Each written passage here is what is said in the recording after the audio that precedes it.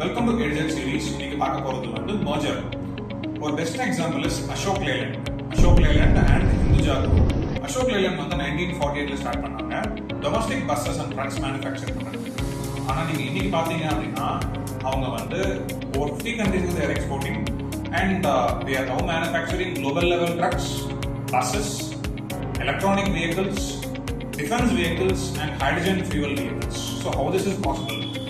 இப்போ அவங்க மர்ஜ் ஆகாம இந்த மாதிரி பெரிய குரூப்போட மர்ஜ் ஆகாம இருந்தாங்க அப்படின்னா அவங்களால வந்து இது பண்ணிருக்க முடியுமான்னு கேட்டா இட்ஸ் கொஸ்டின் தான். இப்போ சில கம்பெனிஸ் வந்து எதுக்கு மர்ஜ் பண்ணுவாங்க அப்படின்னா எனக்கு வந்து டெக்னிக்கல் எக்ஸ்பர்டீஸ் இல்ல, அந்த கம்பெனி கிட்ட இருக்கு, அதனால வந்து நான் அந்த கம்பெனியை அக்வயர் பண்ணி நான் மர்ஜ் பண்றேன். ஒரு விதமான சப்ளையர் கான்டாக்ட் ரிலேஷன்ஷிப் வந்து எனக்கு கிடைக்கவே மாட்டேங்குது. பட் அந்த ரிலேஷன்ஷிப் அந்த கம்பெனி கிட்ட இருக்கு. ஸோ நான் அந்த கம்பெனியை அக்வயர் பண்ணி அதை நான் வந்து என் கம்பெனியோட மர்ஜ் பண்றேன். ஸோ இந்த மாதிரி வந்து பாத்தீங்கன்னா மர்ஜருக்கு நிறைய ரீசன் இருக்கு.